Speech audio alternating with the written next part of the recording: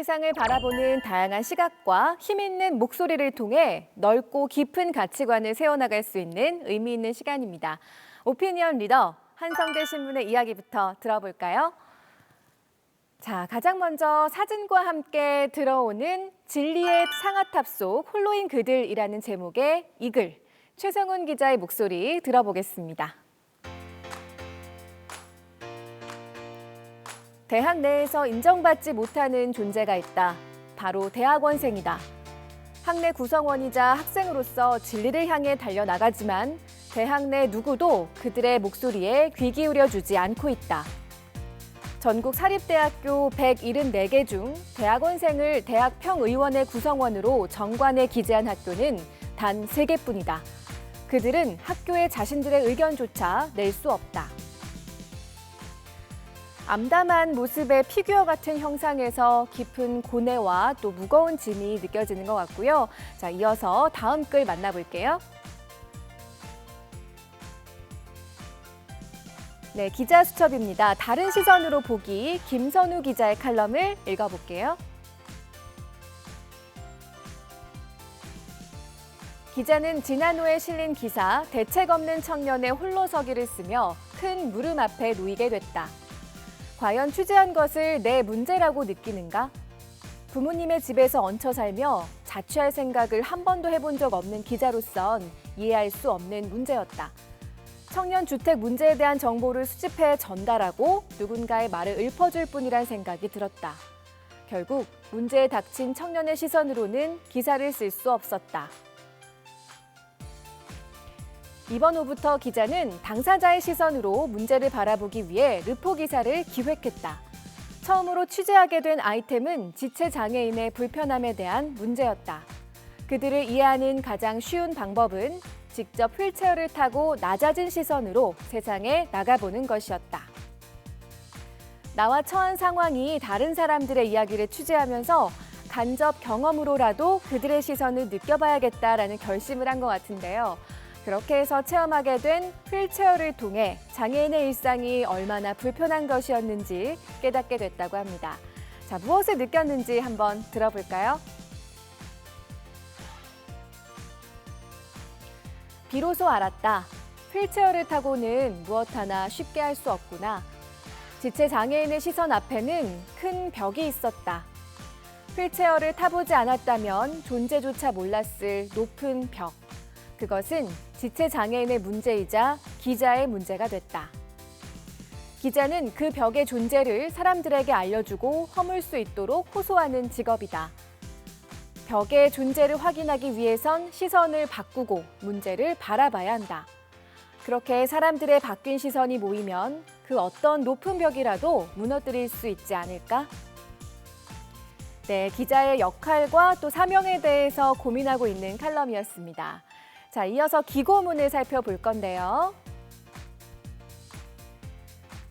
네, IT융합공학부 노광현 교수님의 기고문입니다. 제목은 포스트 코로나 시대 대학의 과제네요.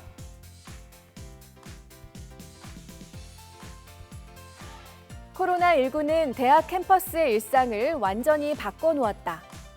신입생들의 풋풋한 웃음소리, 신입부원을 모집하는 동아리 선배의 외침, 강의실에 향하는 학생으로 꽉 찬 엘리베이터, 출석 체크를 위해 복도를 뛰어가는 학생, 시험 기간에 환하게 불을 밝히던 도서관, 발 디딜 틈 없던 입학식과 졸업식, 모두 당연했던 일상이 사라졌다. 하지만 무엇보다도 가장 큰 변화는 온라인 교육의 전면적 도입이다. 감염 확산을 차단하기 위해 어쩔 수 없이 대부분의 수업을 비대면으로 진행하게 되었고, 충분히 준비되지 않은 상황에서 학생, 교수, 직원 모두 한 번도 경험해보지 못한 한 학기를 보냈다. 네, 이런 변화를 통해서 코로나19는 대학 사회에 커다란 과제를 안겨줬고요. 그에 대한 준비를 해야 한다는 말씀을 하고 계신데요. 어떤 과제인지 더 들어볼게요. 코로나19는 대학 사이의 벽을 허물고 공유대학이라는 새로운 패러다임을 등장시켰다. 지금은 공유대학으로 전환되는 속도까지 빨라지고 있다. 코로나19로 인해 전 세계적으로 큰 손실과 피해가 발생했다. 하지만 대학 교육에는 기존 교육 체제를 과감히 벗어던지고 새로운 시대에 맞는 교육 체제로 변신할 수 있는 계기를 마련해 주었다. 미래 교육의 방향이 무엇인지에 대한 정답은 알 수 없지만 교수, 학생, 대학 모두 주도적인 자세로 온오프라인 통합 교육을 준비해야 할 것이다. 네, 이어서 동덕여대 학부의 목소리 한번 들어보겠습니다. 네, 학생 논설위원 박혜윤 학우가 쓴 사랑의 회초리라는 이름의 모순이라는 글이 눈에 띄네요. 네가 우리 집 장녀니까 동생들이 네 말 안 들으면 때려도 돼. 동생들이 내 말을 듣지 않는다고 호소하자 엄마께서 하신 말씀이었다. 연장자의 말을 듣지 않으면 때려도 된다는 사고. 버릇이 없는 건 때려서 교정할 수 있다는 사고. 여기서 정작 맞는 대상인 동생들의 의사는 찾아볼 수 없다. 내가 언니라는 이유만으로 어떻게 내게 때릴 수 있는 권리가 주어질 수 있는 걸까?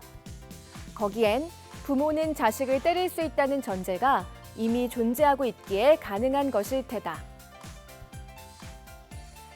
사람들은 자식을 올바르게 키우기 위해서는 체벌이 필요하다고 말한다. 그런데 그 맞을 짓의 기준은 부모가 정하는 데다 그 기준은 너무 주관적이기도 하다.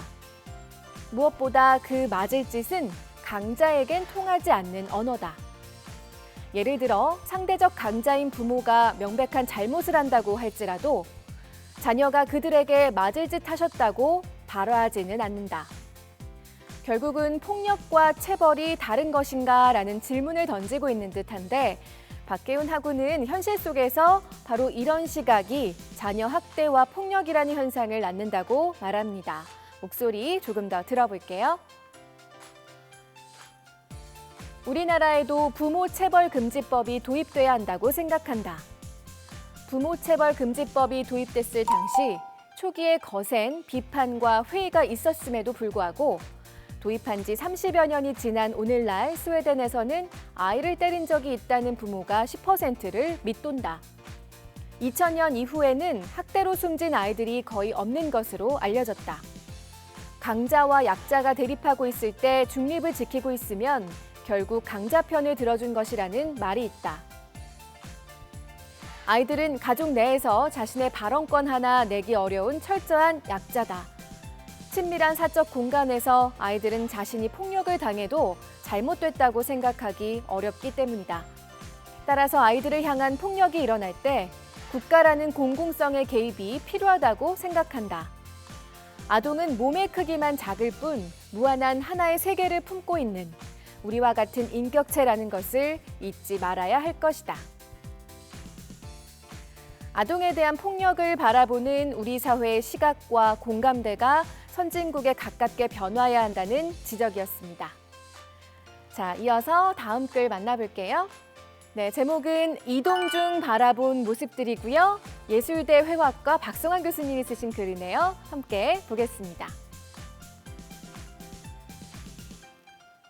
코로나 관련 여러 뉴스를 접하다 보면 특히 문화권마다 마스크 착용에 대한 인식이 다름을 확인할 수 있다.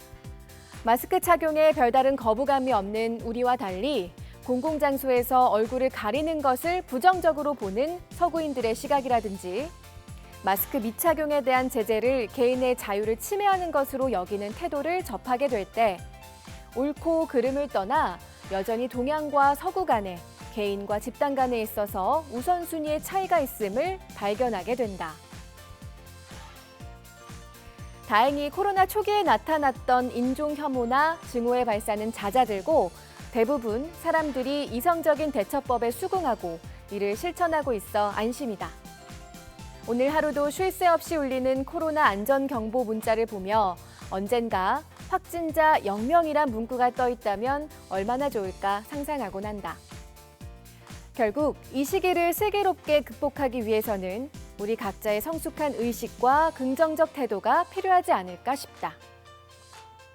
네, 여기까지 학우들과 또 교수님들의 목소리 들어보도록 하고요. 다음 코너로 이동할게요.